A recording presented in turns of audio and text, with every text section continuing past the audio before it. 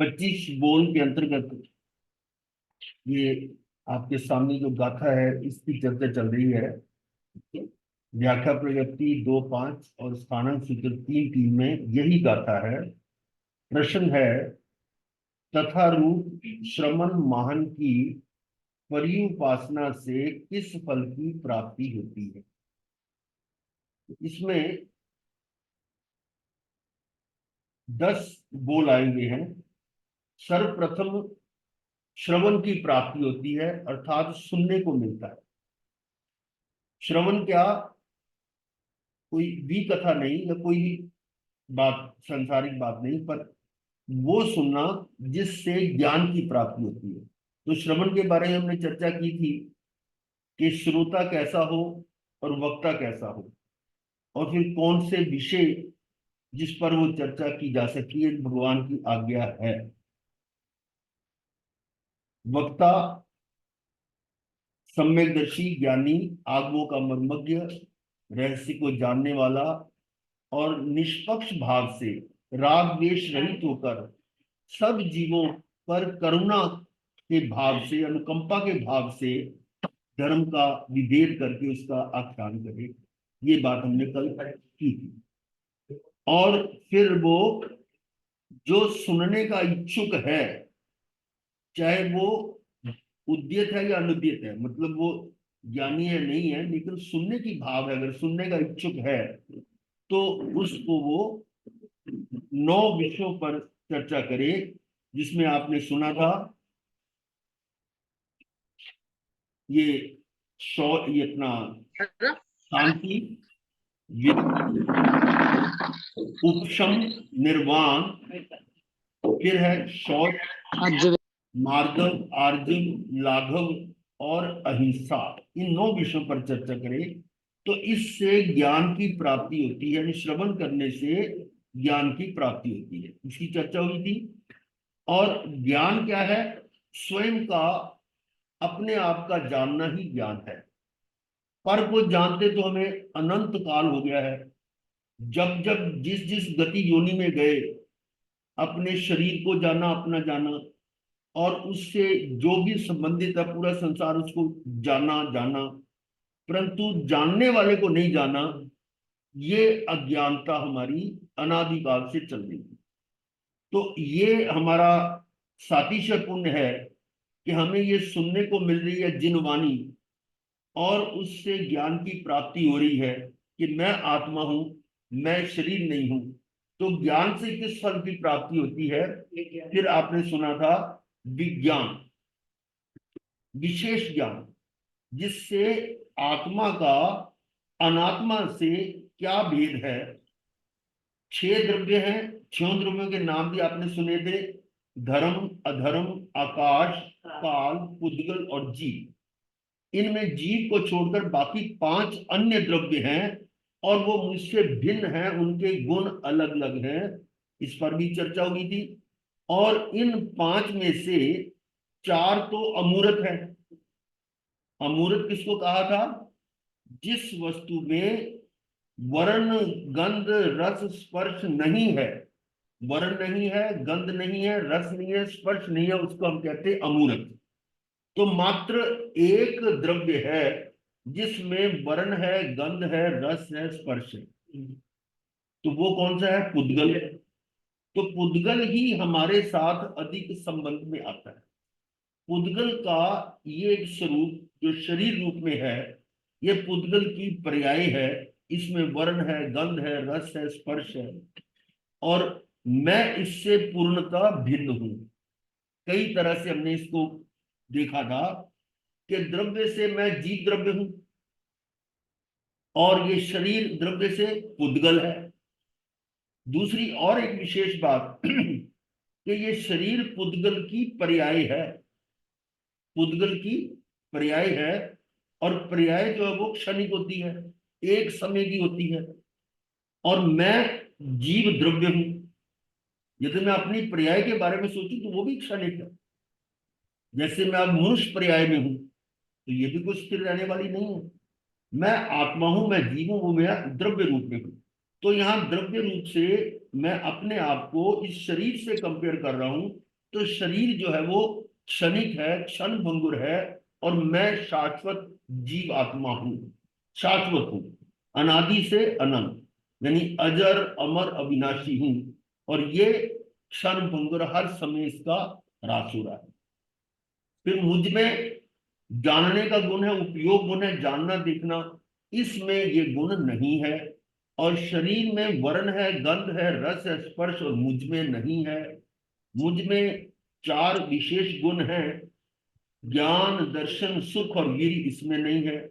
तो ऐसा करके कई तरह से हमने चर्चा की कि मैं आत्मा शरीर से पूर्णतः भिन्न हूं। और मुझ आत्मा का स्वभाव क्या है, मेरा क्या स्वभाव, मेरी मतलब क्या गुण है मेरा, वो है उपयोग गुण। उपयोग क्या है, जानना देखना, ये मेरा स्वभाव है। और इस शरीर का स्वभाव क्या है, मिलना बिछड़ना, गलना सड़ना, ये शरीर का स्वभाव है। तो इसका मतलब विज्ञान से मुझे स्वभाव और परभाव का पता लग गया। इसको हमने एक और नाम दिया था, स्वसमय और पर समय। अपने आप की जानना और दूसरे का जानना, स्व समय और पर समय, अर्थ वही निकलता है, स्वभाव और परभाव। तो दोनों को जान लेने के बाद भी ज्ञानी किसको कहा, कि जो स्वभाव और परभाव को जानकर परभाव से परास्त ना हो। यहां तक चर्चा हुई थी कल, कि जो परभाव से परास्त नहीं होता वो ज्ञानी है। भी हम कहें कि हमें तो ज्ञान हो गया, मैं आत्मा हूं, मैं शरीर नहीं हूं, अच्छी तरह रट भी लिया और बता भी दिया, लोगों को समझा भी दिया, परंतु थोड़ा सा किसी ने आपके शरीर को असाता दी, कोई बाई चांस कोई ऐसा आ गया, आगे कोई आ गया तो गिर गए आप, तुरंत आपकी प्रतिक्रिया क्या होती है, यदि कि वो मुझे गिरा दिया, अर्थात आप गिरे तो अशरीर है, और आपने कहते मुझे गिरा दिया, इसका अर्थ हुआ कि आप पर भाव में चले गए, अर्थात पर भाव से प्राप्त हो गए। तो इसको हम ज्ञानी नहीं कहते। ज्ञानी वो है जो पर भाव से प्राप्त नहीं होता। अनेकों उदाहरण आगमों में आई हुई हैं। गल सुकमाल मुनि, सिर पर अंगारे रखे हुए हैं, शरीर जल रहा है, और वो शरीर के भाव में, उस पर भाव में नहीं थे, स्वभाव में थे, वो है ज्ञानी। मात्र एक दिन एक प्रवचन सुना कि मैं आत्मा हूं, मैं शरीर नहीं हूं, और दूसरे दिन दोपहर को उनकी दीक्षा हुई होगी। जो दीक्षा का काम, वो दोपहर को जो वो उत्सव होता है, और शाम को उन्होंने 12वीं भिक्षु परिमा ले ली, और उसी में मोक्ष चले गए। अब बताओ कितना समय क्या पढ़ा उन्होंने, और क्या कौन से शास्त्र पढ़े, मात्र यही समझा कि मैं आत्मा हूं, मैं शरीर नहीं हूं, और उसमें वो प्रैक्टिकली शरीर पर उपसर्ग आया, तो उसमें वो परास्त नहीं हुए, और केवल ज्ञान प्राप्त करके सिद्ध बुद्ध मुक्त हो। तो यहाँ कहने का भाव क्या है, विज्ञान से स्वभाव और परभाव का ज्ञान होता है, और ज्ञानी स्वभाव और परभाव को जानकर परभाव से प्राप्त नहीं होता। और आगे में आया हुआ उत्तरायण सूत्र में कि ऐसा ज्ञानी संसार में रुलता नहीं। और उदाहरण क्या दी है, कि जैसे डोरे सहित सुई घूमती नहीं है, मतलब सुई में धागा पिरोया हुआ हो ना, तो अगर गिर जाए तो आसानी से मिल जाती है, परंतु बिना धागे की सुई गिर जाए, सामने पड़ी हुई नजर नहीं आती, अर्थात मिलनी मुश्किल होती है। तो यहाँ उदाहरण क्या दिया, कि डोरे सहित सुई जैसे घूमती नहीं है, ऐसी वो ज्ञानी संसार में रुलता नहीं है। ठीक है, अब हम आगे चलते हैं, तो इस विज्ञान से किस फल की प्राप्ति होती है। पहले श्रवण, फिर ज्ञान, फिर विज्ञान, सबने नाणे या बिन नाणे, ये आगम की वो गाथा है। अब विज्ञान से किस फल की प्राप्ति होती है, तो अगला आता है बोल, पच्चखान। पच्चखान यानी प्रत्यक्षान। प्रत्यक्षान क्या है, कि पर से हटना, पर को छोड़ना, ये प्रत्याख्यान, ये कि ये चीज छोड़ दी मैंने, वो चीज छोड़ दी। तो इस तरह से ये छोड़ने का जो काम है वो प्रत्याख्यान है। प्रत्याख्यान का जो वास्तविक अर्थ है वो जरा समझें कि यहाँ पक्षखान का क्या अर्थ है। कि जब स्वभाव और परभाव को जान लिया, इधर ध्यान दो, स्वभाव और परभाव को जान लिया, और अब वो परभाव से परास्त नहीं होता, तो इसका अर्थ क्या हुआ कि वो परभाव से हट जाता है। परभाव से हट जाना प्रत्याख्यान है। परभाव से हट जाना प्रत्याख्यान है। और एक आपने ये चार कषायों के बारे में सुना हुआ, अनंतानुबंधी कषाय, अप्रत्याख्यानावर्णी कषाय, प्रत्याख्यानावर्णी कषाय और संज्वलन कषाय। तो सर्वप्रथम अनंतानुबंधी कषाय की चर्चा हुई थी कि जो स्वयं को नहीं जानता पर को अपना जानता है, यही अनंतानुबंधी कषाय है। इतना अगर ज्ञान हो जाता है कि मैं आत्मा हूं, मैं शरीर नहीं हूं, तो अनंतानुबंधी जो है वो समाप्त हो जाता है। अनंतानुबंधी कषाय वो क्षीण हो जाता है, क्षय हो जाता है। तो पर अगला जो है ना, अगली चौकड़ी वो है अप्रत्याख्यानावर्णीय कषाय। उसका क्या अर्थ है? जो प्रत्याख्यान नहीं लेने देता। प्रत्याख्यान का मतलब पर भाव से हटने नहीं देता, यानी वो विरति में नहीं जाने देता, यानी उस व्रत में नहीं जाने देता, अपने उससे हट नहीं पाता, इसलिए हम कहते हैं अप्रत्याख्यानावर्णीय। तो यहां शब्द आता है प्रत्याख्यान, यानी वो ज्ञान, विज्ञान के बाद उसका विज्ञान का फल क्या आता है कि वो जीवात्मा प्रत्याख्यान आ जाता है, पर भाव से हट जाता है। इसको कहते हैं पक्षखान की प्राप्ति होती है, प्रत्याख्यान। वो जो हम कर रहे हैं ना कि ये चीज छोड़ दी, नुकारसी कर ली, ये कोर्सी कर ली, एक आसना कर लिया, ये करिए पक्षखान कर, ये चीज छोड़ दी, वो चीज छोड़ दी, ये तो एक तरह से प्रैक्टिस के लिए है। वास्तव में यदि पर भाव छोड़ दिया तो बोलो कौन सी चीज रह जाएगी आपके पास? पर भाव में यदि नहीं गए, अपने स्वभाव में आ गए, तो सारी चीजें छूट गई। इसको कहते हैं प्रत्याख्यान। तो विज्ञान से किस फल की प्राप्ति होती है? वो प्रत्याख्यान, यानी सबने नाणे या बिन नाणे पक्ष खाने, यानी प्रत्याख्यान आ जाता है। अब प्रत्याख्यान का मतलब समझ गए कि अब वो पर भाव से हट जाता है।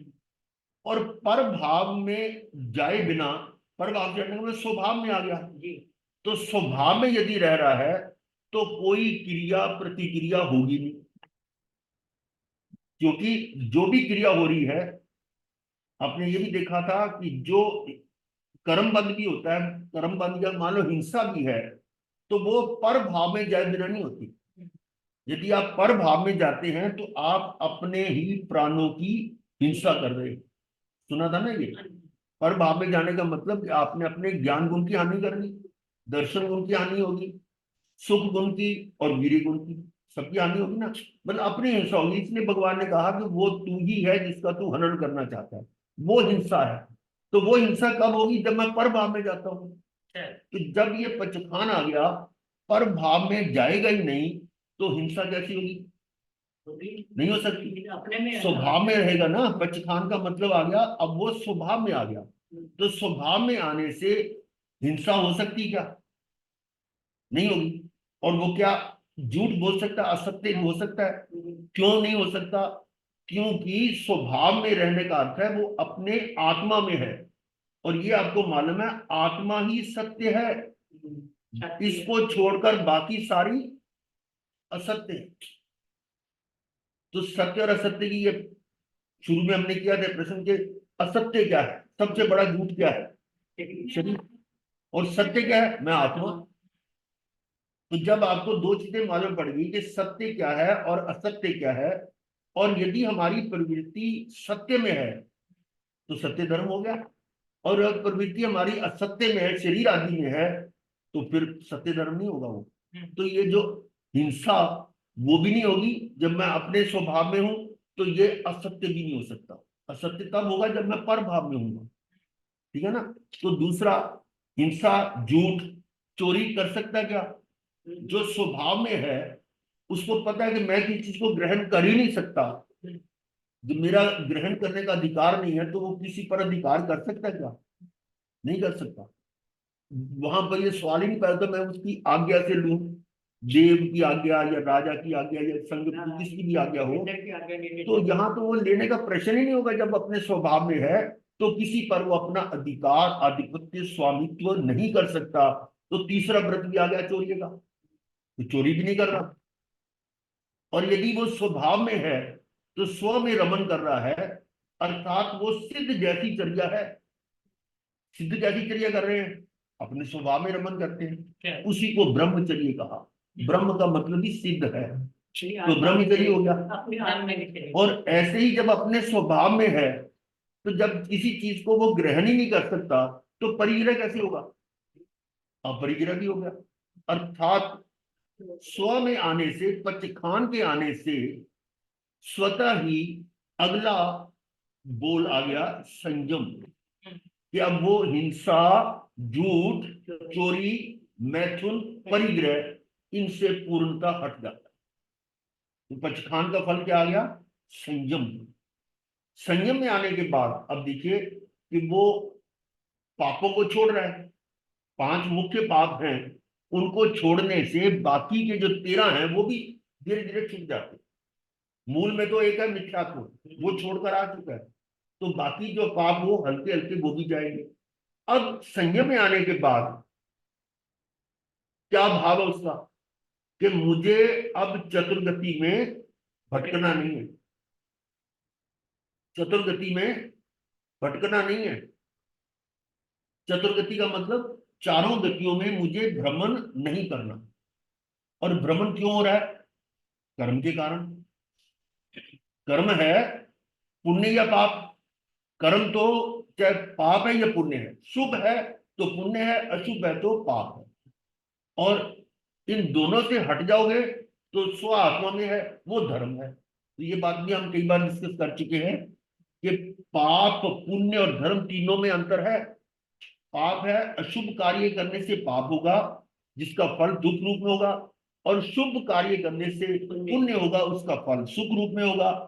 और स्वात्मा में, आत्मा में रमन करना, ये धर्म है। शुद्ध, शुद्ध, वो शुद्ध में आ गया। तो संयम वाला जो संयमी है, उसका लक्ष्य क्या है? कि मुझे अब जन्म मरण से रहित होना है। और उसका इलाज क्या है? शुद्ध में आने का। जो जब तक क्रिया हो रही है, महाव्रतों का पालन हो रहा है, तब तक तो क्रिया है तो कर्म है। पर साधु जो है वो क्रिया, शुभ क्रिया कर रहा है। यतना से चलना फिरना, जो भी है, पांच स्मृति का पालन कर रहा है, पांच महाव्रतों का पालन कर रहा है, उनको निरतिचार पालन कर रहा है। निरतिचार यानी कोई अतिचार नहीं है, फिर भी क्रिया तो है ना। इसका अर्थ क्या है? वो धर्म नहीं है, वो पुण्य है। और उसका फल भगवान ने क्या बताया, आगमों में बताया कि पांच महाव्रत का पालन करने से देवगति प्राप्त होती है। ये हमारा ये इसीलिए चल रहा था कि चार गतियों में हमें चौथी गति का भी छोड़ा था ना, तो उसी के लिए ये बात चल रही है कि संयम का जो फल है, अगर संयम का पालन करते हैं तो उसका फल है देव गति। मोक्ष क्यों नहीं है? मोक्ष क्या है? उसके साथ हुआ है कि अगर वो पांच महाव्रतों का आराधन करता है। आराधन का मतलब स्वात्मा में आने का, आत्मा में स्थित हो जाता है, तो वो पांचों महाव्रत का आराधन है। और उसका फल क्या है? मोक्ष। उसका फल मोक्ष है। दोनों में अंतर आ गया ना। अब यहां पर संयम लेने के बाद संयमी का, मुनि का लक्ष्य क्या होता है? कि मुझे अब गति में नहीं जाना, मुझे तो गति भ्रमण से निकलना है, चतुर्गति से निकलना है, जन्म मरण से हटना है। तो उसके लिए क्या करेगा वो? बोलो। पाप तो पहले छोड़ दिए। आराधन में क्रिया रहेगी, नहीं, क्रिया तो नहीं है, रहेगी, वो अपनी स्व क्रिया ना। स्व में रहेगी। हाँ, आराधन का मतलब यह है कि वो अपने आप में आ गया ना। तो उसका मतलब कि स्व आत्मा में, आत्मा की अपनी क्रिया क्या है? स्व की वो क्रिया नहीं मानी, वो तो अपना गुण है उसका। अपने को जानना, अपने को देखना, अपने में रमन करना, तो ये है संयम वास्तविक। तो उसका फल जो है वो मोक्ष। तो जो ज्ञान क्रिया का मोक्ष आता है, हाँ। ये व्यवहार है, बाहर का जो ज्ञान है बाहर बाहर। वो तो संयम में आने के बाद अब आपका देखो क्या लक्ष्य क्या है, कि वो अब चतुर्गति में भ्रमण नहीं करना चाहता। तो उसमें क्या उसकी स्थिति होगी कि अब अधिक से अधिक वो स्व में रमन करेगा, अर्थात सातवें गुण स्थान में रहेगा। ये जो आप करें ना छठा गुण स्थान जो है, उसमें तो अभी परमात्मा है, बाहर है। पर जब इस जिस समय अपने में स्थित हो जाता है, और बोलो पालन वाली क्रिया कहाँ रहेगी जब स्थित होता है, वो है वास्तविक उसका अपना अपने आप में रमन करना, और उसको अपरमत्त साधु गुण स्थान कहा। अपरमत्त यानी सातवां गुण स्थान है। तो सातवां गुण स्थान में अनंत अनंत कर्मों की निर्जरा हो रही है, और उसमें जितना जितना समय बढ़ता जाएगा वो मोक्ष के नजदीक आएगा। और ये तो आपको पता ही है कि भी इस सातवें गुण स्थान में अधिक समय अंतर्मुहूर्त से ज्यादा नहीं रहता, उससे नीचे आएगा या ऊपर जाएगा। तो नीचे आएगा तो छठे में आ जाता है, और फिर समझ जाए फिर सातवें में। तो इस साधु को छठे सातवें के अंदर झूलता हुआ है। तो जो सही क्रिया वाला सही सही ज्ञानी कहते हैं, उसका लक्ष्य होता है कि छठे में स्थिति यानी जो रुकने की स्थिति है वो कम होती जाए, और सातवें में बढ़ती जाए। और नहीं तो क्या होगा, गिरते गिरते छठे से भी नीचे आएगा। तो अब यहाँ कहने का भाव क्या है कि संयम के बाद अब उसका लक्ष्य क्या होगा, कि मैं अधिक से अधिक सॉरी खड़े हो जाओ। अभी सात में खड़े हो जाओ ना, नींद में सात में, आठ में, नौ में, 10 में, और 11वें और 12वें सारे अंतर्मुख है ना। हाँ अंतर्मुख, और इन सबको मिला के भी अंतर्मुख हो जाता है। तेरहवें की जाता है, 13वें को स्थान की स्थिति है, 13वें की। तो वो तो हो गया ना, कार्य सिद्ध हो गया। तो अब देखिए इधर ध्यान दो, संयम जो है ना, संयम के आने पर अब उसका लक्ष्य होगा कि मुझे अब क्रिया में या कर्म नहीं करना, पाप और पुण्य नहीं करना। तो उसमें पाप से तो पहले छूट गया, अब पुण्य भी नहीं करना। इसीलिए हमारे आगमों में ये निर्देश आता है कि साधु पुण्य करता नहीं और पुण्य की प्रेरणा भी नहीं देता। अनुमोदना भी नहीं करता, अनुमोदना की प्रेरणा नहीं देता, परंतु पुण्य का नाम नहीं लेता, ऐसा नहीं है। जब हम 9 तत्वों की चर्चा कर रहे हैं तो वहां हमें बताना है कि पाप से पुण्य श्रेष्ठ है, तो पुण्य करो। जो पापी उसके उसके संदर्भ में उस अपेक्षा करके पुण्य करो। पर जो पाप और पुण्य से हटकर इन्हें संयम ले लिया है, उसके लिए भगवान ने उपदेश दिया कि इनसे हटकर अपने निज स्वभाव में आ जाओ, पाप पुण्य से हटकर स्व में आओ, और उससे सिद्ध बुद्ध मुक्त हो जाते। तो ये सारी बातें उसी हिसाब से। मुझे संत के लिए पॉसिबल हो सकता है, गृहस्थ के लिए तो नहीं हो सकता ना। ये बात तो बिल्कुल स्पष्ट है। हाँ, अब इसमें आप सोचो क्या, हाँ, घर में रहते हुए आप इस तरह की स्थिति में नहीं जा सकते। हाँ, कोई बिरले ही होंगे, कोई थोड़ा कोड़ी सागरों में कितने सर्पनी या सर्पनी कालों में कोई एक आध गिनती का ऐसा होगा। नहीं तो क्यों छोड़ते वो घर बार, हाँ। घर गृहस्थी छोड़े बिना तो ये हो नहीं सकता। और ये भी नहीं है कि घर छोड़ने पर सारे मुक्त हो जाएंगे, हाँ, ये भी नहीं। पर यहाँ आने का स्थान पर प्रोबेबिलिटी ज्यादा है। देखा जाए तो भगवान महावीर के कितने 50,000 साधु साध्वी थे ना, तो मुक्त कितने हुए? मुक्त तो 700 हुए साधु। हाँ, 700 के लिए थे ना। तो फिर ये नहीं है, मतलब ये वहां आने पर उनका जो मार्ग है वो सुलभ हो जाता है, तो वो एक आध भाव में मुक्त हो जाएंगे। तो अब वही स्थिति हम अपनी सोचे ना कि आप इस भाव में मुक्त नहीं हो सकते, हाँ। तो कौन से भगवान के समय भी सारे नहीं हुए थे, पर एक भव अवतारी तो होंगे ना, वो हम भी हो सकते हैं। हाँ, एक भव अवतारी भी हो सकते हैं और होंगे, इस समय भी बहुत होंगे हाँ। जो एक भव अवतारी हैं पांचवें आने के बाद अंत और अंत तक रहेंगे। तो अब ये बात आ रही थी कि संयम से किस फल की प्राप्ति होती है, संयम से किस फल की प्राप्ति होती है। तो संयम से संवर की प्राप्ति होती है। संवर क्या है? जब कोई पाप और पुण्य दोनों से हट जाता है, पाप और पुण्य दोनों से हट जाएगा तो संवर आ गया। भी क्रिया है तो कर्म है, कर्म दो प्रकार का है, पाप है या पुण्य है।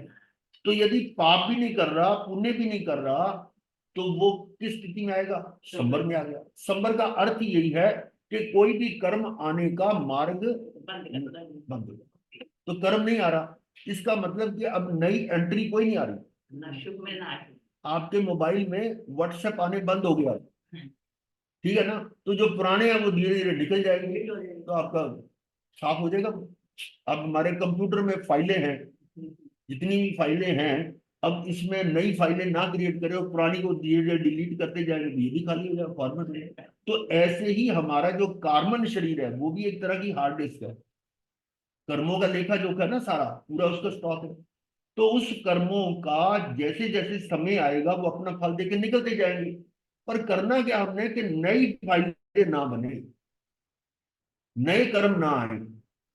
नए कर्म नहीं आएंगे तो पुराने कर्म तो सदाकाल तो रहने वाले है नहीं है, वो तो अपने समय पर आएंगे, जो उनकी स्थिति होगी अपना उदय में आएंगे, उदय आके फल देंगे वो। ये सिर पे ना पिन है आपकी। कोई बात नहीं, चलो भाई। दोनों सुनने आए हैं। तो क्या पता है ये भी कुछ संबंध होता है, हाँ ना, कोई संबंध होगा।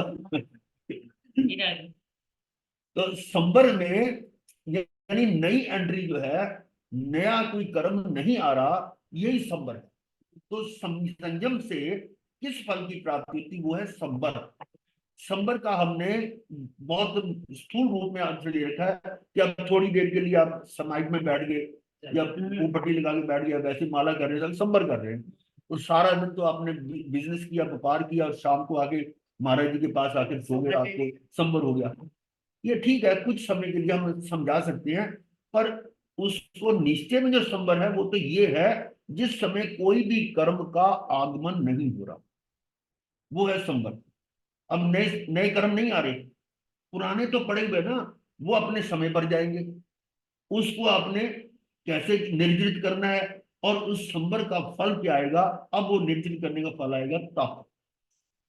ये अगला आ रहा है ना, सबने नाने या बिन नाने पच्च खाने संजमे अनन्य, अनन्य का मतलब अनाश्रम। फिर आता है तवे, तप। ये तप आता है संबर के बाद। संबर के बाद नंबर आता है तप का। क्यों आया? क्योंकि यदि आप तप किए जा रहे हैं, आप अपनी फाइलें डिलीट किए जा रहे हैं, पर नई एंट्री बंद नहीं की, नई एंट्री जो है बंद नहीं की, टब में पानी रखा हुआ है, ऊपर से टूटी हुई कुली, आप जितना मर्जी मग्गे भर भर के निकालते रहो, टब खाली नहीं होगा, पहले ऊपर से टूटी बंद करनी पड़ेगी। तो वो संबर है। तो उसके बाद अगर तप करते हैं, उसमें से उलीचते हैं, तो निर्जरा होती। इसलिए आगमों में बिल्कुल स्पष्ट है, उत्तराध्याय सूत्र 30वां अध्याय आप पढ़ लेंगे, उसमें शुरू से 5 गाथा है, वो इसी पर है कि पहले संबर आता है, आत्मा में स्थित हो जाता है, मन गुप्त वचन गुप्त आत्म गुप्त होकर, मन वचन, मन गुप्त वचन गुप्त काया गुप्त, अर्थात आत्म गुप्त होकर तब वो तप में प्रवेश करता है। ऐसा है उत्तराध्याय सूत्र में, तब उसकी निर्जरा होती है। तो इसका अर्थ बिल्कुल स्पष्ट है कि संबर पूर्वक ही निर्जरा होती है। इसका अर्थ यह, ये जो बोल दिए जा रहे हैं ना, हर बोल अगले बोल के लिए है कि अगर तप है तो वो फल किसका आ रहा है? संबर का। अगर बीच में ये पॉइंट्स कोई भी छोड़ दिया तो वो जो फल आ गया ना, वो नहीं आएगा। तो संबर का आगे फल आ गया तप, तभी। अब तब से क्या है? ये शुद्धि हो रही है, आत्मा में जो कर्म पड़े हुए हैं वो धीरे धीरे वो सारे निर्जरित हो रहे हैं, तप से भस्मीभूत हो रहे हैं, और आत्मा क्या होगी? शुद्ध। और उसका तप का फल आता है व्यवदान। व्यवदान अर्थात विशुद्धि। विशुद्धि, आत्मा विशुद्ध होगी, यानी कर्म रहित होगी, आपकी हार्ड डिस्क फॉर्मेट हो गई, बिल्कुल खाली होगी। जब खाली होगी तो कोई एक्शन होगा? कंप्यूटर में अगर हार्ड डिस्क ही नहीं है, बताओ क्या आएगा स्क्रीन पे? कुछ नहीं आएगा। इसी प्रकार से जब कर्म नहीं है, तो कर्म के बिना और कर्म आएंगे कहाँ? नहीं आ सकते। कर्म भी कर्म पर आकर लगते हैं। वो जो अनादि काल से मेरे साथ ये जुड़े हुए थे, वो अब इस स्थिति में आकर मैंने बिल्कुल सारे अलग कर दिए, तो अक्रिय हो जाता है उस समय, अब कोई क्रिया नहीं होती। तो इस व्यवधान का फल आता है अक्रिय। अक्रिय का मतलब कोई क्रिया नहीं, अर्थात अपने आप में स्थित हो गया, वही मोक्ष है। आत्मा में स्थित होना ही मोक्ष है। तो अक्रिय का फल आ गया सिद्धि। तो ये गाथा है, सबने नाने या बिन नाने पच खाने संजने अनन्य तवे चेबो दाने अक्रिय सिद्धि।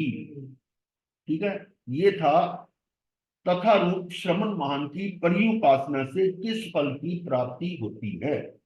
ये बहुत ही सुंदर गाथा है, और इस पर चिंतन मनन करें कि हम कर क्या रहे हैं, और बीच का कोई भी क्रम छोड़ दिया जाए। मान लो ज्ञान हुआ नहीं और आपने संयम या तप शुरू कर दिया, तो क्या वो सिद्धि तक ले जाएगा? आप तो तप कर रहे हैं, निर्जरा कर रहे हैं, निर्जरा कर रहे हैं। भाई समझो पहले कि निर्जरा कब होगी, संवर होगा तब निर्जरा होगी। और संवर कब होगा? पहले संयम आएगा। संयम कब होगा? पहले पचखान होगा। तो वो कब होगा? जब पहले विज्ञान और ज्ञान होगा। और वो कब होगा? जब पहले श्रवण करोगे। ऐसे इस क्रम से तो आएगा। अगर वो क्रम ऊपर ही नहीं है तो नीचे कहाँ आओगे? आप सीधा ही जंप मार के यहाँ आओ या यहाँ आ जाओ, कहीं पर भी आ जाओ, तो उसका फल तो वो नहीं मिलेगा। मध्यम श्रवण पहला है जी, और श्रवणेंद्रिय सबसे बाद में मिलती है। यही तो मुश्किल है, यही तो। इसीलिए चौरिंद्री तक जितने भी जीव हैं उनको ज्ञान कहाँ से मिलेगा? नहीं मिल सकता। इसलिए वो मिथ्यात्म है। चौरिंद्री तक तो जब, जब हाँ जब उसको श्रवण का लाभ मिलेगा हाँ, तो वहां उसका मिथ्यात्व नहीं होना चाहिए ना, शुक्ल पक्षी तो होना चाहिए कम से कम। वो बात नहीं है। हम इतनी गहराई में नहीं जाते। ये समझो कि जो निगोद में पड़ा हुआ जीव है, अनंत काल से उसी में जन्म मरण कर रहा है, तो उसको ज्ञान कहाँ से मिलेगा? तो ये पंचेंद्री का ही सारा है। ये ज्ञान तो हाँ, संगीत श्रवण। विपेंद्री, संगीत विपेंद्री का है। हाँ।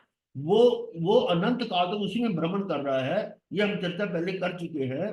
तो यदि वो भ्रमण कर रहा है तो वो एक केंद्री से बाहर कैसे आएगा, इस पर भी चर्चा की थी कि वो ऐसा करने से अकाम निर्जरा तो कर रहा है ना, सकाम नहीं, अकाम निर्जरा हो रही है। कर्म अपने फल दे रहे हैं, उसके लिए वो धीरे धीरे उसका जो थोड़ा थोड़ा पुण्य इकट्ठा हो रहा है, और उस पुण्य से उसको आगे दूसरी तीसरी चौथी पांचवी इंद्रियां प्राप्त होती है।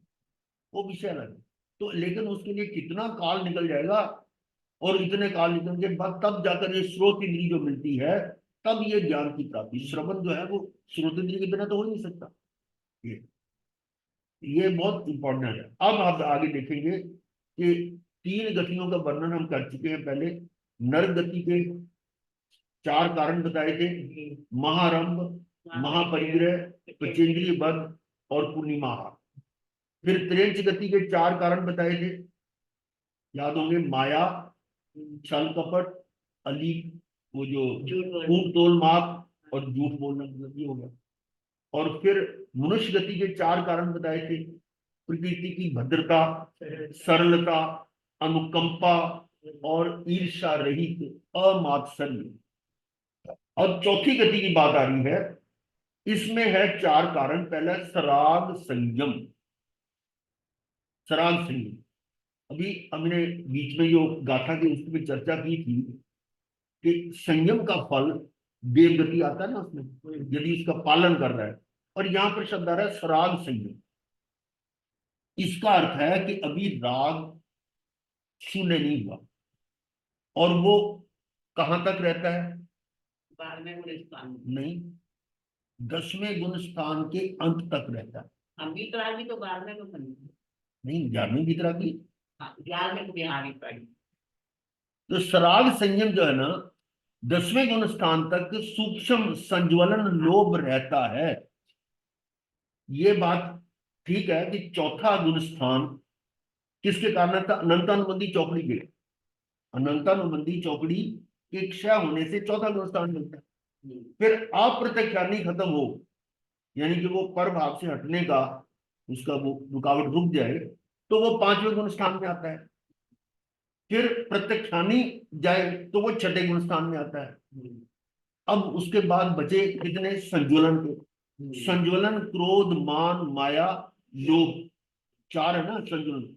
इसमें से 8वें 9वें गुण स्थान में आगे चलते चलते 9वें गुण स्थान तक क्रोध, मान, माया तीनों चले जाते हैं, पर लोभ रह जाता है। और नौ नोक शायद भी चले जाते हैं। हास्य, रति, अरति, भय, शोक, जुगुप्सा, स्त्रीवेद, पुरुषबोध, मुजुत्सु। ठीक है, बचा एक संज्वलन, लो। लोभ। वो भी थोड़ा सा भी है। अब वो 10वें गुणस्थान में जब तक है तब तक वो वीतरागी नहीं है, सरागी है। इसका अर्थ है कि वहां तक की स्थिति में साधु जो है वो किस गति में जाएगा? देवगति में जाएगा। अरे हल्का सा राग रह गया था, शालीभद्र का पता ही है ना, कि वो माँ ये मन में थोड़ा सा आ गया, कितना का, और फिर अपने ध्यान में चले गए। लेकिन उसके कारण देवगति, वो कीड़ियों पर करुणा के कारण वो विष वाला आहार ग्रहण कर लिया, प्राण जा रहे हैं, पर हल्का सा ये रह गया कि कीड़ियों पर करुणा कर, जिसके कारण वो समय इतना नहीं था, वो पलट के अपने आत्मा में आ सकते थे, लेकिन आयुष इतना नहीं था क्योंकि जहर असर कर रही थी।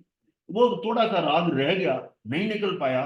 अगर थोड़ा और समय होता तो वो भी निकल जाता। तो वो क्या हो गया? देवगति, उत्कृष्ट।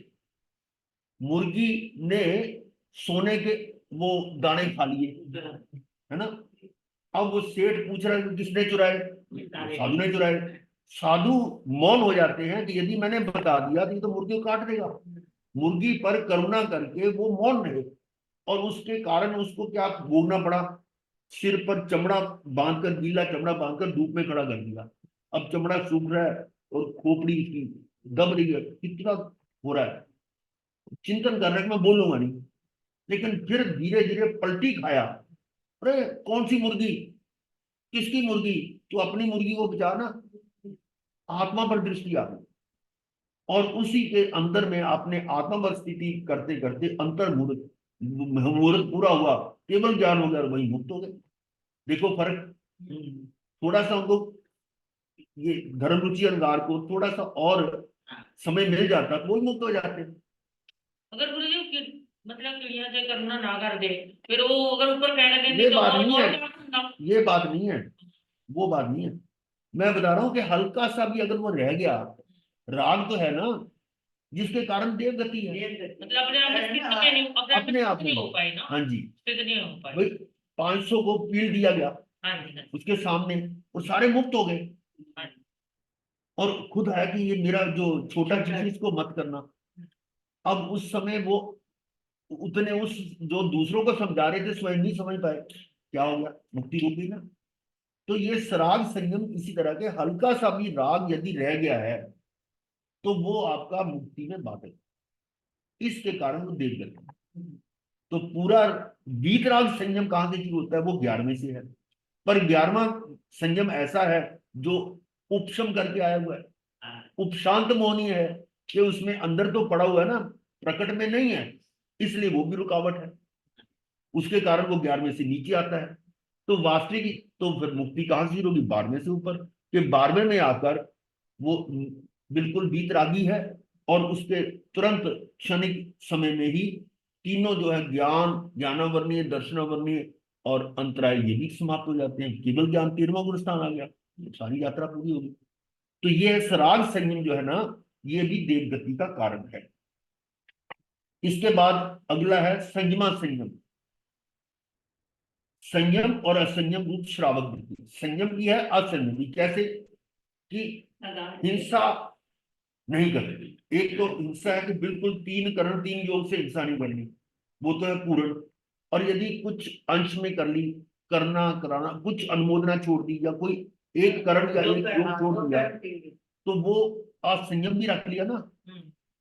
भाई मैं 10 जीवों की हिंसा नहीं करूंगा, टावर की चूट रख ली, तो इसका मतलब संयम भी हो गया, असंयम भी हो गया। ये कहते हैं संयमा संयम, यही श्रावक की। तो इसका फल भी देवगति, ठीक है। और फिर है तीसरा अकाम निर्जरा। ये देवगति कारण बता रहे हैं। अकाम निर्जरा कैसी? अभी बात आई थी बीच में, कि जो अज्ञानता पूर्वक, अज्ञानी कर्म तो उसके भी निर्जित हो रहे हैं और ज्ञानी के भी हो रहे हैं। दोनों में अंतर क्या है? कर्म तो हर समय उदय में आ रहा है और अपना फल देकर निर्जित हो रहा है, तो निर्जरा तो हर समय हो रही है। पर अंतर है ज्ञानी और अज्ञानी के में। जब अज्ञानी के वो कर्म निर्जरित होता है, उसके फल से प्रभावित होकर अज्ञानी और कर्म बांध लेता है। अज्ञानी उस निमित्त से, जो कर्म के लिए निमित्त आया, उससे प्रभावित होकर नए कर्म बांध लेता है, तो वो निर्जरा क्या हुई? नहीं हुई ना, टूटी खुली हुई है। और ज्ञानी उस कर्म के फल से अप्रभावित रहकर, जैसे दर्शक मालादि जो वर्णन आ रहा है, उससे प्रभावित हुए बिना उसको निर्जरित कर देता है, यानी निष्फल कर देता है। वो है सकाम निर्जरा। सकाम निर्जरा तो आपको ले जाएगी मोक्ष। जो अकाम निर्जरा है वो कहाँ ले जाएगी? देवगति, क्योंकि पुण्य है। भाई बैल है, अब बैल को खेत में खड़ा किया हुआ है। अब किसान जो है वो अपना खाना आया घर से, वो खाने के लिए पेड़ की छांव के नीचे बैठ जाता है, और बैल तो खुले भाई कब बांधा हुआ है धूप में, क्या कर रहा है? अब मजबूरी है ना, उसको दुख सहन कर रहा है। वो जो सहन कर रहा है उससे उसका पुण्य हो रहा है। वो अकाम निर्जरा हो, जबरदस्ती मजबूरी में हो रही है, क्या करनी हो रही है, और कोई हल नहीं उसका। और ऐसे करके वो बैल का आता भी है। एक सेठ का जो बैल बीमार हो गया, और उसने गांव वालों को कहा कि तुम पैसा ले लो, जितना पैसा उसको फूंक दिया कि इसकी सेवा करना जब तक जिंदा है। मालूम होगा आपको। 80 ग्राम वाला। हाँ, तो वो कुछ दिन तो उनकी सेवा की, बाद में कहता है कौन इसकी सेवा करे? अब बैल जो, उसकी सेवा नहीं हो रही, वो दुखी हो रहा, वो महादुखी हो रहा है। दुखी होने से उसकी जो अकाम निर्जरा हुई थी, उसके पुण्य से वो देव गति में गया, देव बन गया। और देव बनकर उसने देखा, अरे ये गांव वालों ने मेरे से इतना अत्याचार किया था। अब वो गांव वालों पर अपना बदला लेता, और वहां पर हड्डियों का ढेर लगता है। वो 80 ग्राम 80 ग्राम। 80 ग्राम ये था। तो मतलब क्या है कि वो अकाम निर्जरा से वो भी देवगति में गया। इसके बाद है, अब काम निद्रा तो वो बहुत से दिन करते हैं, हाँ, सभी तो नहीं इसलिए करते। हम भी तो काम निद्रा से हम निगोद तक के लिए काम निद्रा कर रहे हैं, करते हैं। तो सारे क्या देवगति में जाएंगे? बिल्कुल, हम और अनंत वैसे बार, देवगति में हम ज्यादा मानते हैं। मैं, हम आप मैं सारे अनंत बार देवगति में गए हैं, अनंत बार निगोद में भी गए हैं। तो फिर वो तो सर्कल चल ही रहा है ना, कि वहां से पुण्य इकट्ठे किए करते करते देवगति तक पहुंच गए, वो खर्च करके वापस फिर आ गए।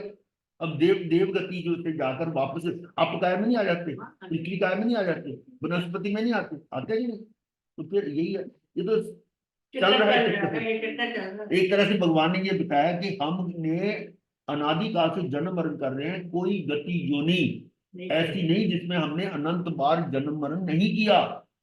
बताओ बचा क्या फिर? पर आगे सोचना क्या कि अरे इतने अनंत काल से अनंत पुद्गल प्रवर्तन काल निकल गए, तो फिर भी हमें अगर नहीं समझ आई तो कितने और निकाल देंगे फिर तो। अब ये हमारा पुण्य है, इतना पुण्य है कि ये हमें जिनवानी, ये जिनमानी जिनमानी माता जो है, कितनी करुणा है कि कितना हमें उनका उपकार मानते हैं कि वो हमें ये मिल रही है। और इससे भी अगर हम नहीं समझे तो बोलो क्या हाल होगा। तो ये अकाम निर्जरा की, निर्जरा की कामना ना होते हुए भी स्वाभाविक रूप से कर्म की निर्जरा का होना। और चौथा कारण है बाल तप। बाल तप का मतलब अज्ञान तप। ये जो गाथा भी हमने की थी ना, उसका मतलब यही था कि सबसे पहले श्रवण करके ज्ञान होगा ना, तो ज्ञान के बाद विज्ञान, फिर ऐसे करते करते 7वें नंबर पर तप आया। और उत्तरायण सूत्र में भी यही आता है कि पहले वो हिंसा, झूठ, चोरी, मैथुन, परियर, रात्रि भोजन का त्याग करता है, फिर वो इंद्रियों का दमन करता है, दमितेंद्रिय जितेंद्रिय होकर, फिर वो मन गुप्त, वचन गुप्त, काया गुप्त, आत्म गुप्त हो जाता, तब जाकर वो तप में प्रवेश करता है। तो दोनों आगमों के अर्थ वही है। भगवत व्याख्या प्रगति भी है, स्थानिक सूत्र में भी है, और ये उत्तरायण के 30वें अध्याय में भी है। उनमें बिल्कुल क्लियर है ये कि जो निर्जरा है वो संवर पूर्वक ही होती है। तो अब ये जो है संवर तो हुआ नहीं, ज्ञान हुआ नहीं, और तप कर रहे हैं, है ना? तो वो तप क्या कहलाता है? अज्ञान तप या बाल तप। तो अज्ञान पूर्वक जो तप किया जाता है वो बाल तप है, और उसका फल आता है देव गति। ठीक है, तो 4 कारण हुए: सराग संयम, संयमा संयम, अकाम निद्रा और बाल तप। समझ आ गई होगी कि अब ये चारों गतियों का वर्णन पूरा हुआ।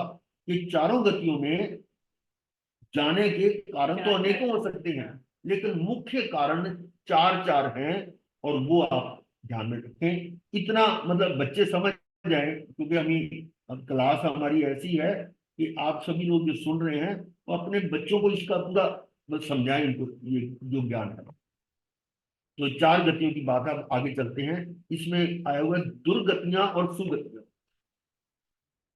दुर्गतियां भी चार हैं, सुगतियां भी चार हैं। वो कैसे?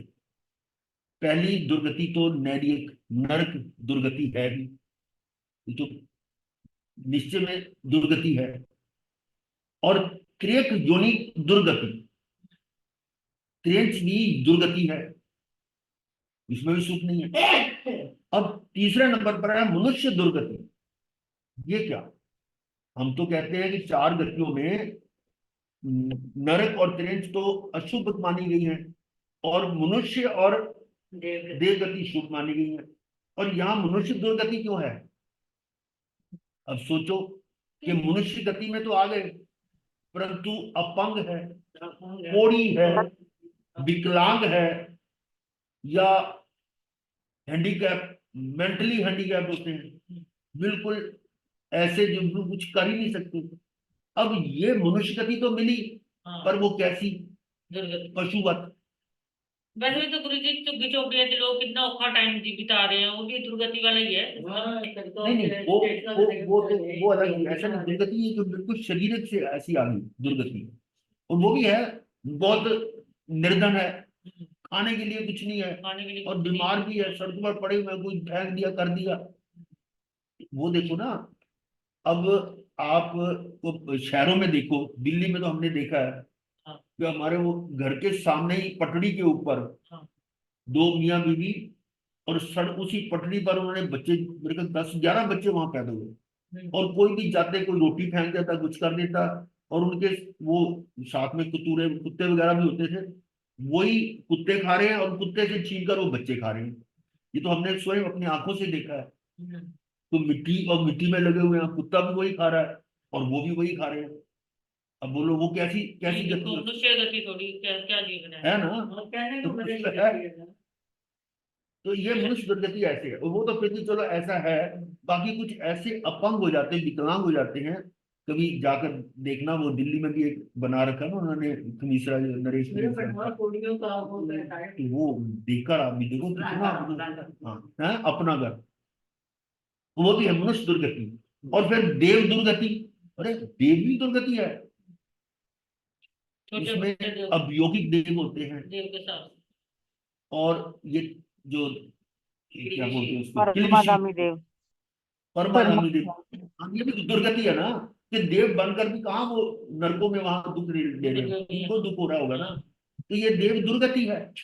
और उनको भी जो इंद्र है ना, जो बड़े सामान्य देवेंद्र है या लोकपाल है, वो उनको हुक्म देते रहे, चल ये करो वो करो ये करो, ऐसे काम कराते हैं, वो डॉक्टरों का जैसा काम कराते हैं। तो ये देव दुर्गति नहीं है। एक बात तो और भी है, दुख तो वहां पर भी बहुत है। हम एक बार हम ये चिंतन सुन रहे थे, कर रहे थे कि मनुष्य है ना, मनुष्य में तो विवाह हुआ, पति पत्नी दोनों हुए, लगभग दोनों की बराबर एज है, आगे पीछे गए, इतना लंबा दुख नहीं होता। मान लो कोई शुरू में ही किसी की मृत्यु हो जाती है, तो कितना लंबा वियोग होता है। अब यहाँ देखो कि इंद्र जो है उसकी आयु तो होती है सागरोपम, सागरोपम में, और इंद्राणी जो उनकी देवियां होती हैं वो पल्लवम में होती हैं, और पल्लवम से तो असंख्य गुना उम्र है उनकी। इसका मतलब कितनी उनकी पत्नियां मरती उनके सामने, कितना दुख होता होगा। ये बात अलग है। तो हम बात कर रहे हैं कि दुर्गतियां भी चार, नैरिक दुर्गति, त्रेंच दुर्गति, मनुष्य दुर्गति और देव दुर्गति। और सुगतियां क्या है? सिद्ध सुगति, देव सुगति, मनुष्य सुगति। मनुष्य सुगति क्या है? कि अच्छे कुल में पैदा हो, यानी जो श्रेष्ठ कुल में पैदा हो रहा है, सुकुल उत्पत्ति होती है, वो है मनुष्य सुगति। अच्छा उसका शरीर है, और जिनवानी सुनने को मिल रही है, ये सुगति। आप देखो अपने आप को कंपेयर करो कि हम सुकुल में उत्पन्न हुए, हाँ, ये हमारी ये सुगति है। हमारी तो बहुत पुण्यवानी है। तो ये भी सुकुल उत्पत्ति भी आती है, मनुष्य सुगति और सुकुल उत्पत्ति, ये 4 सुगतियां। आगे चलते हैं, ये देवगति ये हो गया, चारों गतियों की बात होगी। अब ये कुछ प्रश्न है थोड़े से, इसमें हम एक रिवीजन के रूप में है।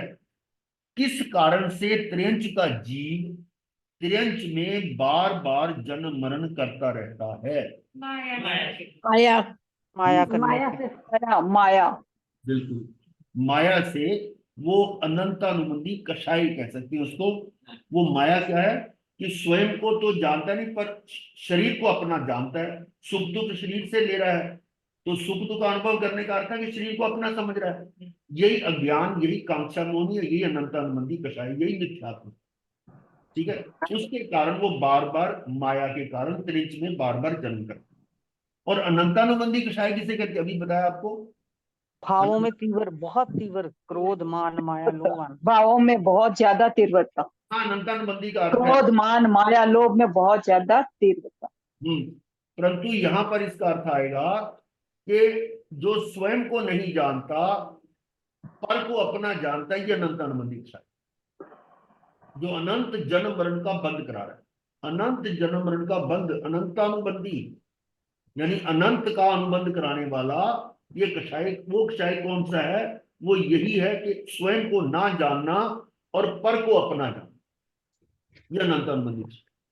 आगे प्रश्न है, मनुष्य गति के प्रधान 4 कारण बताइए। सरलता, ऋजुता, अनुकंपा और चौथा ईर्ष्या रहित। हाँ, ईर्ष्या रहित, मत्सर तक कर देना। चलिए अब अगला प्रश्न, तथा रूप श्रमण महान की पर्युपासना से किस फल की प्राप्ति होती है?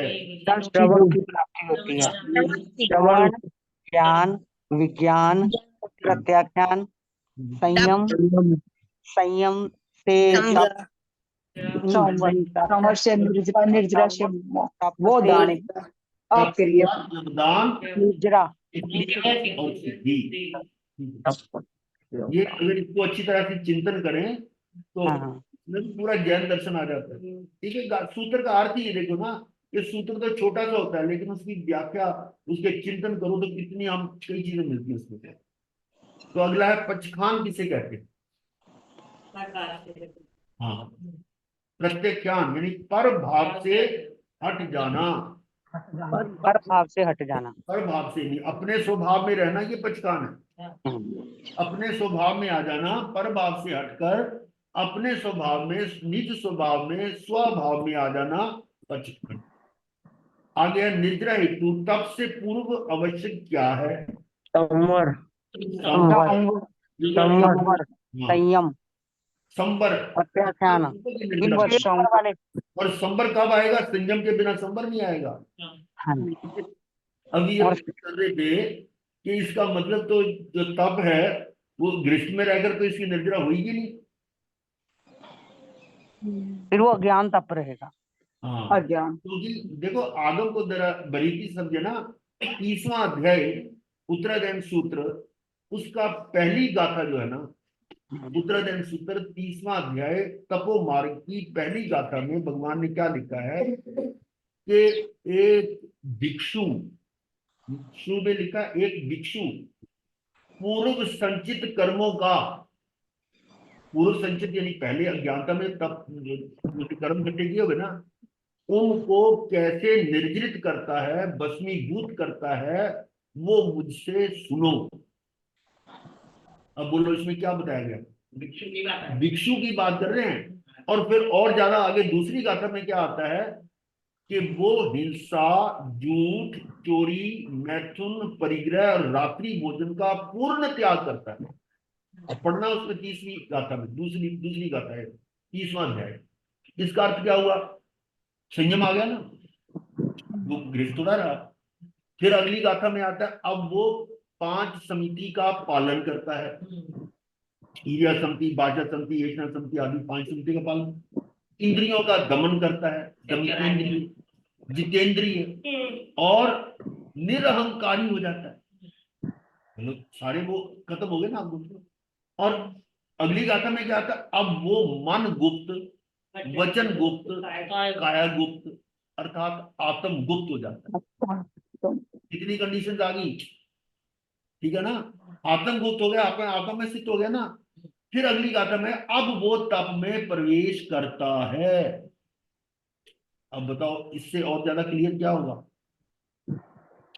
तब प्रवेश करता है तो वो निर्जरा का, निर्जरा होती है कैसे, जैसे कि तालाब में से पानी को सुखाना हो तो पहले उस पानी के स्रोत को बंद किया जाता है और फिर वो पानी उलीच कर बाहर निकलना बाहर निकालता है तो तालाब खाली हो जाता है, वो जो मतलब हमारा हल हो जाता है। इसी प्रकार से जब तक आने का मार्ग बंद नहीं होगा, संबर नहीं होगा, तब तक उस तप से निद्रा नहीं होगी। बात समझने की नहीं आती, क्योंकि सबने रट लिया तप से निद्रा होती, तप से निद्रा होती। तप से नहीं, तप सा निर्जरा है। तप सा निर्जरा का मतलब तप से आप निर्जरा के स्थान पर आ गए। संयम भी यही है कि संयम के स्थान पर आ गया, आपने वेश धारण कर लिया, संयम के स्थान पर आ गए, तो संयम करोगे नहीं तो कैसी होगा। एडमिशन तो मिल गया कॉलेज में, अच्छे कॉलेज में मिल गया, डिग्री थोड़ा मिल गई, स्कूल में आने से थोड़ी डिग्री तो मिलेगी, उसमें काम करेगा। तो वही चीज है कि ये तप में प्रवेश करना का मतलब ये पहले, उससे पहले की कंडीशन अप्लाई, वो कंडीशन तो पूरी करो ना। आजकल कर वो कई की चीजें भेजते हैं ना कि ये मिलेगा इनाम, ये मिलेगा, साथ में हल्की सी लाइन लिख देते हैं कंडीशन अप्लाई। तो हमारी तो ये कंडीशन पहले ही बता दी है कि ये कंडीशन है भाई, तब से निर्जरा होगी। हम नहीं समझ रहे कोई बात है। हाँ ये है कि something is better than nothing. हम इसका मतलब ये नहीं कि अगर आपके वो कंडीशन नहीं है तो तप करना ही मना है, नहीं, तप करना मना नहीं है। जो भी क्रिया है वो कर रहे हैं, पर उसका रिजल्ट वो नहीं आएगा जो आना चाहिए, वो तो है ही। बस ये है। उससे वो क्लियर लिखा हुआ है कि एक अज्ञानी करोड़ों मास खमन करके, करोड़ों मास खमन करके जितनी निर्जरा करता है, अब समझ लो ये गाथा है प्रकीर्णन की कि करोड़ों मास खमन करके एक अज्ञानी जो निर्जरा करता है, ज्ञानी आत्म गुप्त होकर एक सौ सौ सौ एक श्वासोच्छ्वास में उतनी कर रहे हैं। अब बताओ कितना अंतर है, ये अंतर है। इसलिए वो तपस्या का आपको निषेध नहीं किया जा रहा, पर तपस्या की सार्थकता बता रहे हैं कि तपस्या सार्थक कब होगी। हाँ संबर ये है। तो आगे प्रश्न आ रहा है, आचार्य सूत्र गाथा 196 भगवान ने प्रवचन हेतु 9 ही विषयों की आज्ञा दी है, उनके नाम बताइए। शांति, शांति, शांति, निर्वाण, सरलता, शौच, दासी, अति धर्म नहीं आप देंगे आर्जव, महाराज। मार्दव, लाघव। नहीं इसमें वो अहिंसा। तो 9 विषय दिए हैं। यहां भी चिंतन करें कि हम सामाजिक विषयों को भी भगवान का नाम लेकर परोस रहे हैं, तो कहीं गलती तो नहीं हो रही। सामाजिक विषय क्या है कि समाज में आप मिलके रहो, ये करो, ये बनाओ, ये काम करो, वो करो, करने की प्रेरणा दे रहे हैं ना। घर में प्रेम से रहो, पति पत्नी कैसे सुखी रह सकते हैं उनके लिए ये उपदेश दो, ये इन विषयों में नहीं है। तो ये गलतफहमी ना रहे कि हम, पर वो बोलते क्या है, ऐसे प्रवचनकार हैं ना, भगवान ने कहा कि घर में प्रेम से रहो, तो भगवान कह सकते हैं कि पूरे घर में प्रेम से रहो, वो तो कहते हैं अपने आप में आगे। थोड़ा सा इस पर भी चिंतन करें कि ये जो भगवान ने बताया उसको बारीकी से समझ नहीं रहे कि 9 मात्र 9 विषय दिए हैं, उन पर करो। फिर आगे है, मिथ्यात्वी जीव ऊपर कौन से देवलोक तक जा सकता है। 21, 21 में ऊपर अभी 21 में, अनुत्तर के मानो में मिथ्यात्वी, 21 में, 21 में देखो, इसमें देवलोक तक अनुत्तर कौन से हैं ऊपर से 5, 5, ऊपर 5, 5 22, अनुत्तर 23, 24, 25, 26। विजय वेजयंत अपराजित और सुरवा। 5 ऊपर के छोड़ दो तो रह गए 21। तो 21 तक तो जा सकता है। और ये भी आपको ध्यान होगा कि जो 11वें गुण स्थान में जो वीतरागी गुण स्थान है, उपशांत मोहनीय है, वो जीव यदि वहीं पर मृत्यु काल में जाए, काल प्राप्त हो जाए, वो अनुत्तर विमानों में जाता है, क्योंकि उसमें अच्छा, वीतरागी है, वो वीतरागी। चलिए समय हो रहा है, हम यही समाप्त करते हैं। ओम। हम्म।